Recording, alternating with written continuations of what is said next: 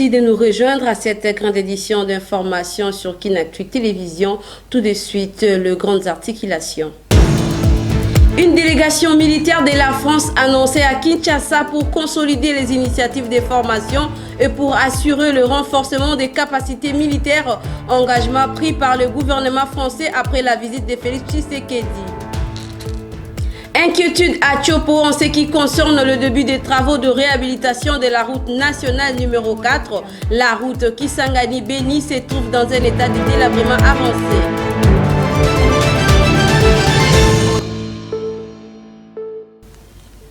Une fois de plus, merci de nous rejoindre. D'entre deux G, le président de la République, Félix-Antoine Tshisekedi Tshilombo, était en visite officielle du 29 au 30 avril dernier à Paris, à Élysée, après une conférence de presse commune avec le président français Emmanuel Macron, qui était essentiellement axée sur la crise sécuritaire dans la partie orientale de la RDC. En outre, le président congolais Félix-Antoine Tshisekedi Tshilombo a participé à une table ronde sur les affaires et les investissements en RDC organisée avec le mouvement Entreprises de France MEDEF. Voici ces reportages. Les minerais stratégiques, l'énergie et le développement des infrastructures et des villes durables, des secteurs clés pour l'avenir économique de la République démocratique du Congo, mis en avant-plan à Paris à l'occasion de la table ronde sur les affaires et les investissements entre la France et la RDC. Devant les hommes d'affaires français, le président de la République, Félix-Antoine Tshisekedi Tshilombo, a captivé les investisseurs français en mettant en lumière des nombreuses opportunités d'investissement offertes par son pays, la RDC. Un pays dont la superficie affiche 5 fois plus que la France. Au cours de cette rencontre, le garant de la nation congolaise a également mis en avant les efforts du gouvernement pour améliorer le climat des affaires en RDC, garantissant ainsi une réactivité immédiate aux préoccupations des investisseurs. Pour sa part, l'Agence nationale pour la promotion des investissements, à travers son directeur général, a souligné les progrès accomplis par la République démocratique du Congo, mentionnant ainsi la suppression d'une dizaine de taxes, mais aussi la mise en place d'un plan d'urgence visant à améliorer le climat des affaires. Et dans le même ordre d'idées, le président français Emmanuel Macron entend appuyer la République démocratique du Congo dans la défense de son intégrité territoriale et dans sa souveraineté face à l'agression rwandaise via les forces négatives du M23. C'était lors des échanges entre son homologue, le commandant suprême des forces armées de la République démocratique du Congo, Félix-Antoine Tshisekedi Tshilombo, à Paris, à Élysée. Revenons sur le vernissage du livre pour un Congo retrouvé de Félix-Antoine Tshisekedi Tshilombo qui tente de partager sa vision dans cet ouvrage décriant la situation qui prévaut dans la partie orientale de la République démocratique du Congo tout en dénonçant le VT dont est victime la RDC. Plus de détails dans la presse présidentielle.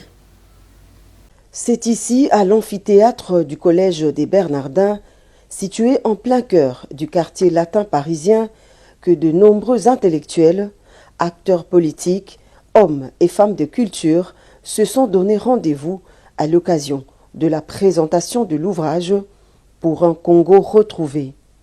À travers ce livre, couché sur une centaine de pages, son auteur, le président de la République, Félix-Antoine Tshisekedi Tshilombo, se pose en garant de la démocratie et du renouveau. Au-delà de son goût à la littérature, l'ouvrage se présente également comme une tentative du président de la République de partager sa vision d'un Congo pacifié et prospère et de justifier les choix difficiles imposés par un contexte sécuritaire précaire. Évoquant la situation qui prévaut à l'est de son pays, la République démocratique du Congo, Félix-Antoine Tshisekedi Tshilombo dénonce encore une fois les velléités prédatrices dont est victime son peuple depuis plusieurs décennies. Je ne pouvais en aucun cas manquer à ce noble devoir de m'exprimer sur la tragédie que connaît mon pays, mais également l'infaillible volonté de se faire entendre mieux d'éteindre par le sacrifice de ces vaillants hommes et de ces vaillantes femmes le péril représenté par les velléités prédatrices et expansionnistes exprimées par certaines puissances étrangères. Mon pays fait face, comme vous le savez, à une agression lâche et barbare fomentée par des puissances extérieures en violation du droit international auquel vient s'ajouter l'activisme de forces négatives étrangères et nationales, particulièrement à l'est de notre République.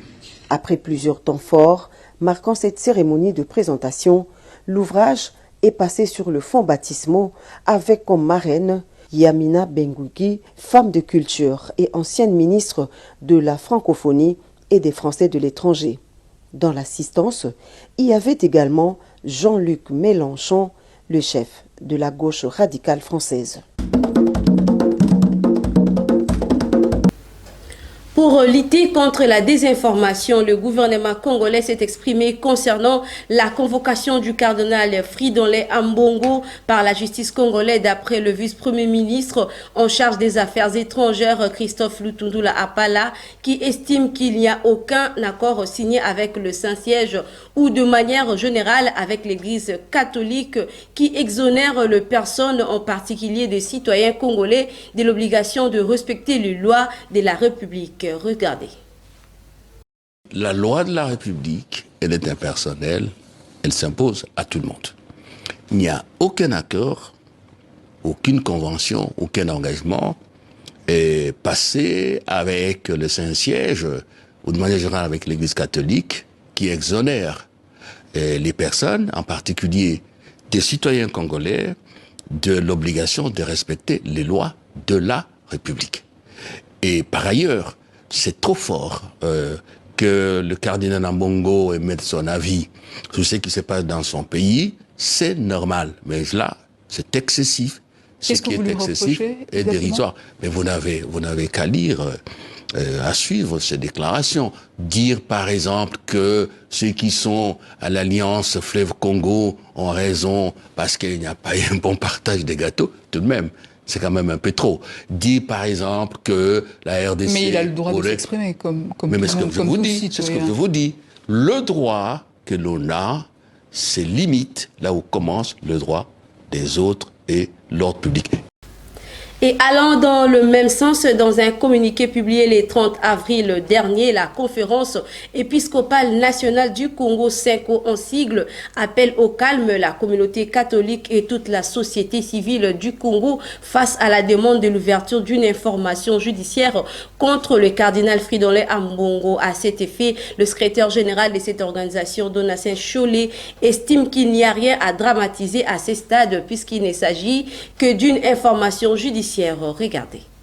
Les termes sont clairs, il s'agirait d'une information judiciaire. Donc, une information judiciaire, on n'est pas encore vraiment dans un dossier judiciaire. Donc, il n'y a rien à dramatiser. C'est ça d'ailleurs le sens du communiqué de la CENCO, parce qu'on a enregistré beaucoup d'agitation, beaucoup de réactions qui pouvaient aller dans tous les sens. Non, c'est une fausseté. La fameuse lettre d'invitation est arrivée pendant que le cardinal était à Nairobi pour une mission en tant que président de CHEAM. Il est rentré le vendredi 26, donc le week-end s'en est suivi et entre-temps on a lu la fameuse lettre. On se demande quelle est la motivation de ceux qui ont voulu la médiatiser. Donc on peut vraiment pas parler du refus. N'importe quelle autorité, même au niveau mondial, ils peuvent être écoutés pour besoin d'information.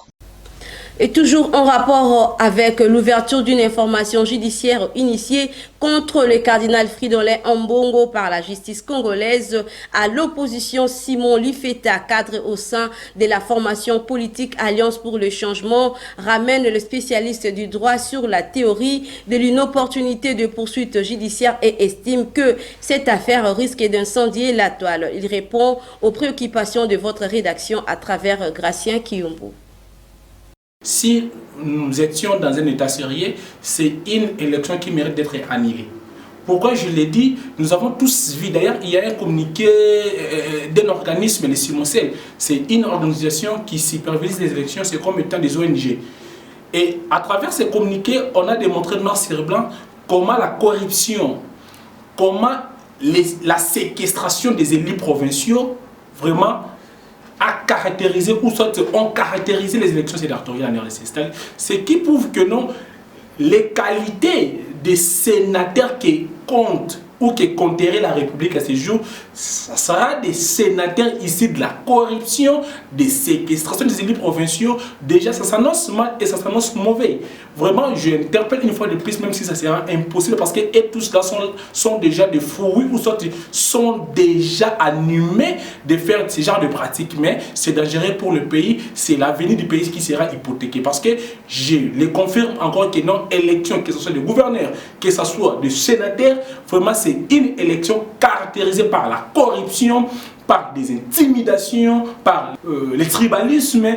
Tout ça, c'est vraiment dangereux pour le pays qui espère émerger et qui espère développer. Vraiment, je pense que c'est regrettable pour notre pays. Passons cette fois-ci à autre chose. La directrice générale de la radio-télévision nationale congolaise, Sylvie Elengue, a déposé le mercredi 1er mai dernier à la Cour des comptes les rapports de la situation des états financiers, exercice 2020, 2022 et 2024 de cette entreprise publique de l'État durant sa gestion qui s'est traduit par la bonne gestion. Suivez. Dans le souci de s'acquitter de son devoir de redevabilité vis-à-vis de la Cour des comptes, Madame Sylvie Elengue Niembo, directeur général de la radio-télévision nationale congolaise RTNC, a déposé ce mardi 30 avril 2024 les états financiers de son établissement pour les exercices 2020, 2021, 2022 et 2023, reçus par le premier président de la Cour des comptes, Jimmy Munganga Ngwaka. La patronne de la RTNC s'est entretenue par la suite avec ces derniers. Et au sortir de cet entretien, elle n'a pas manqué de placer quelques mots sur la motivation de cet exercice. Nous avons donc décidé pour la radio-télévision nationale congolaise de déposer ces états financiers. Et pour mémoire, c'est depuis 2020, la dernière fois que la RTNC a présenté ses états financiers. C'est un devoir de redevabilité qui nous astreint tous, du moins tous les mandataires des établissements et entreprises publiques, de déposer des états financiers à échéance auprès de la Cour des comptes. Satisfait de cet acte, le premier président de la Cour des comptes a félicité son hôte, Madame Sylvie Elengue Niembo, pour son engagement dans le travail et le respect des temps, avant d'exhorter les autres entités publiques à lui emboîter le pas. Si je vois Madame le DG arriver ici pour déposer les états financiers, ça veut dire que la leçon a été assimilée. Les mandataires publics ont déjà commencé à prendre conscience de ce devoir-là. Moi, je ne peux que me réjouir en tant que premier président de la Cour des comptes, et je profite de cette occasion pour exhorter les autres mandataires publics qui ne sont pas encore en règle en rapport avec ce devoir de redevabilité de le faire. Tous ces paquets entre les mains de Madame Sylvie Elengue, constituant les états financiers de la RTNC, étaient déposés au niveau du greffe central de la Cour des comptes. D'un dossier à un autre, l'Institut supérieur des statistiques ISS en sigle s'est doté d'un nouveau bâtiment neuf qui compte 11 auditoires. Ces bâtisses à caractère éducatif est construit à Sindoué. La matérialisation de la promesse à l'acte est grâce à l'œuvre et à l'esprit managérial du professeur ordinaire et son directeur général Jean-Michel Mbikaï, dans le souci d'améliorer les conditions de l'enseignement supérieur et universitaire. Suivez. Un nouveau bâtiment VIP en train de sortir des terres dans l'enceinte de l'Institut supérieur des statistiques ISS, situé sur le boulevard Sindoué à Kinshasa. Comme on peut donc le constater, ceci vient répondre aux besoins d'ajout des salles de cours au sein de cet alma mater. Ce projet immobilier de grande envergure est une prouesse rendue possible grâce à la politique managériale vertueuse du professeur ordinaire et directeur général de l'ISS, Jean-Michel Mbikaï, surnommé autrement l'homme du verbe manger et construire. Signalons que cet édifice construit avec l'expertise locale peut résister pendant un siècle, selon les DG de GESAF Sarel, entreprise maître d'œuvre, qui remercie les comités Mbikaï pour la confiance placée à l'endroit de ses compatriotes. C'est un Congolais ou des Congolais qui sont conscients de l'appropriation de leur pays Ils se disent, nous on peut faire ça aussi, au lieu de chercher une expertise étrangère, et que nous on pouvait avoir les capacités de pouvoir aussi faire comme les autres. Et voilà, c'est une joie pour nous, comme Congolais, de pouvoir construire des ouvrages comme ça chez nous au Congo, avec le moyen des Congolais. Je pense qu'il y a de quoi à dire merci. Les chantiers débutés en juin 2023, ainsi les travaux prévus durer 15 mois. La fin de la construction est donc annoncée en septembre 2024. Ces bâtiments de 1400 mètres carrés aura la capacité d'accueil de près de 3000 étudiants. Contre toute difficulté, l'ISES Kinshasa a 100% financé ces projets en y injectant plus de $800,000 pour répondre à ses ambitions pédagogiques. Et dans un autre dossier, sachez qu'un congrès réunissant plusieurs syndicats a été organisé le mercredi 1er mai dernier dans le cadre de la célébration de la Journée internationale des travailleurs au Palais du Peuple en présence de quelques autorités du pays, dont la ministre de l'Emploi, Travail et Prévoyance sociale, ainsi que des différentes structures de la défense des intérêts des agents et cadres de l'État, placés sous les thèmes « La paix et la sécurité, gage de la promotion de l'emploi ». La rédaction de Kinactu avait été présente pour faire revivre cet événement. Suivez. En marge de la célébration de la Journée internationale du travail, le syndicaliste de plusieurs institutions et établissements publics de la République démocratique du Congo était réuni en congrès dans la salle de spectacle du Palais du Peuple. Notons que cette cérémonie a connu la participation de quelques autorités du pays, notamment de la ministre de l'Emploi, Travail et Prévoyance sociale. Dans l'entrée du jeu, le représentant de l'intersyndicale a brossé de toute la situation tragique par laquelle l'employé congolais traverse. Le salaire modique des agents et fonctionnaires de l'État est entouré de beaucoup de publicités à la radio et à la télévision qui leur enlèvent le droit de jouir de leur rémunération en toute discrétion. Ces injustices vont jusqu'à diviser les médecins et les infirmiers, les professeurs et leurs assistants, ainsi qu'à leurs corps académiques, les magistrats et les huissiers, avec des tensions salariales à écart sans commune mesure, alors qu'ils sont tous dans les mêmes marchés de consommation et ils ont les mêmes employeurs. Ce salaire ne leur permet pas à nouer le début du mois, car il est faible. Le pouvoir d'achat est inférieur à la liste de développement humain.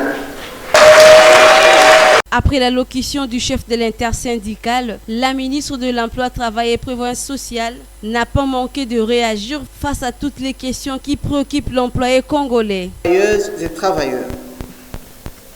La recommandation des 105 sur l'emploi et le travail décent pour la paix et la résilience, adoptée par la Conférence internationale du travail en 2017, devrait nous servir de guide dans cette situation particulière de crise à l'est de notre pays.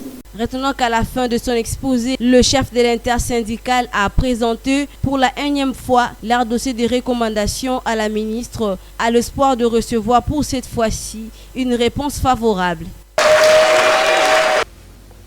Et dans le même ordre d'idées, après la tenue de leur congrès avec l'intersyndicale au Palais du Peuple, l'Union des syndicats du Congo et la dynamique syndicale de finances DSF en sigle, sous la direction de leur président national, André Mabouisha Lomanisha, ont partagé un précieux moment de jouissance dans la salle Bernicia située dans la commune de Kasavubu à la place Kimpwanza pour montrer l'importance de cette activité. Suivez. Dans le cadre de la Journée internationale du travail célébrée chaque 1er mai, l'Union des syndicats du Congo, IEC en sigle, et la dynamique syndicale de finances, DSF en sigle, ont célébré la fête du travail sous la direction de leur chef, André Mabouisha Lomanisha. En tout cas, merci Mingi pour la contribution à la Bon, en ce qui concerne le secteur et la fonction publique, vous voyez que tous les gouvernements, ce gouvernement hier, on va juste demander à ceux qui vont organiser l'élection syndicale. Après son discours de remerciement à sa base pour leur soutien, les agents et membres de l'UEC et ceux de la DCF ont passé un moment de jouissance dont la musique et la danse étaient en conjugaison.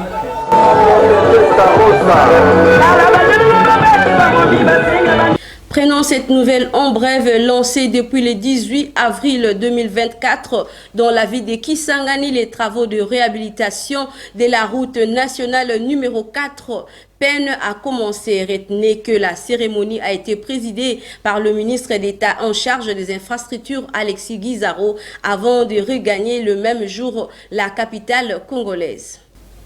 Abordons maintenant les questions sportives au niveau national. Ni vainqueur ni vaincu au stade de l'Unité à Goma le mercredi 1er mai dernier entre le Dauphin Noir et l'SV Club de Kinshasa dans une confrontation de la 11e journée du play-off de la Lina Foot. Un but partout s'est soldé ce match malgré le pénalty raté par Elim Panzou dans l'état additionnel. À cet effet suivait Abdeslam Wadou, coach de Vert et Noir en conférence après match. Suivez.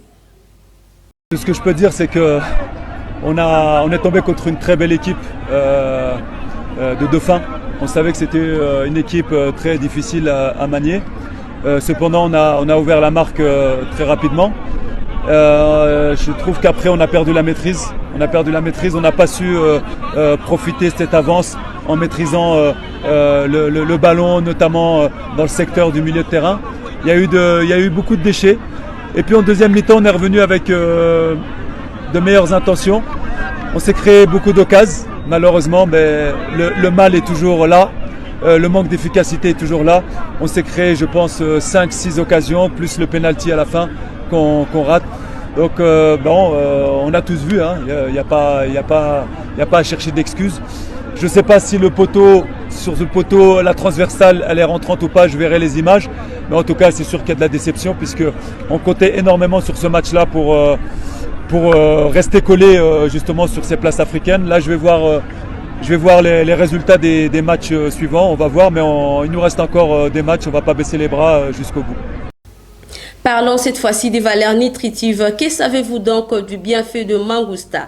Découvrons ensemble le bienfait de ces fruits à travers ce que la rédaction vous propose. Le mangoustan, appelé le roi de fruits, est un fruit provenant d'Indonésie cultivable dans le sud-est de l'Asie et une partie de l'Afrique. Il est un fruit le plus apprécié grâce à ses bienfaits et à son goût unique. Il a un grand pouvoir antioxydant, ce qui protège contre les attaques par les radicaux libres, le vieillissement et le cancer.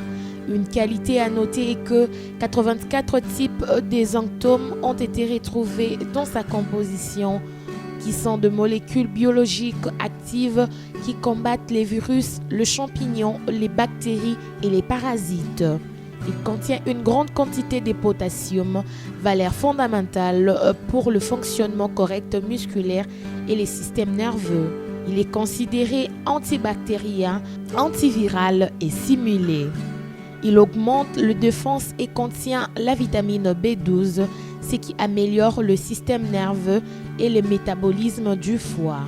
Le mangoustan a des propriétés anti-inflammatoires, anti-allergiques et anti-tumeurs. Ces fruits est recommandé pour les personnes souffrantes d'hypertension, de plus qu'il contribue à élever les niveaux d'énergie dans l'organisme. La pulpe et l'écorce de ce fruit sont riches en acide hydrocitrique qui inhibe la création de graisse, prévient l'excès de cholestérol sanguin, provoque une sensation de satiété et peut être utilisé comme traitement à l'obésité. Il réduit le stress, régule le sommeil, élimine les toxines et les gras dans le corps. Le mangoustan, grâce à sa consistance et à son goût sucré, il est parfait pour les enfants, les jeunes, les adultes, les sportives, les femmes enceintes ou les personnes âgées. Clôturons ce journal par les bulletins météorologiques. Il faut savoir que demain matin à Kinshasa, il y aura un beau soleil. La température dans la capitale congolaise sera de 23 degrés Celsius, dominée par une ressentie plus chaude de 25 degrés Celsius. La force du vent oscillera aux alentours de 10 km par heure, tandis qu'à l'après-midi, il y aura un beau soleil et à la température atteindra 35 degrés Celsius, mais dominé essentiellement par une ressentie plus chaude de 39 degrés Celsius. Et enfin, dans la soirée, le ciel sera dégagé et sans nuages, mais la température retombera vers 31 degrés Celsius. Et c'est ici que s'achève cette grande édition du journal sur nos antennes. Vous venez à peine de nous rejoindre. Le rappel des titres. Une délégation militaire de la France annoncée à Kinshasa pour consolider les initiatives de formation et pour assurer le renforcement des capacités militaires, engagement pris par le gouvernement français après la visite de Félix Tshisekedi. Inquiétude à Tchopo en ce qui concerne le début des travaux de réhabilitation de la route nationale numéro 4. La route Kisangani-Béni se trouve dans un état de délabrement avancé. Merci infiniment à la confiance renouvelée. D'ici là, portez-vous bien et bonne suite des programmes sur nos antennes. Au revoir.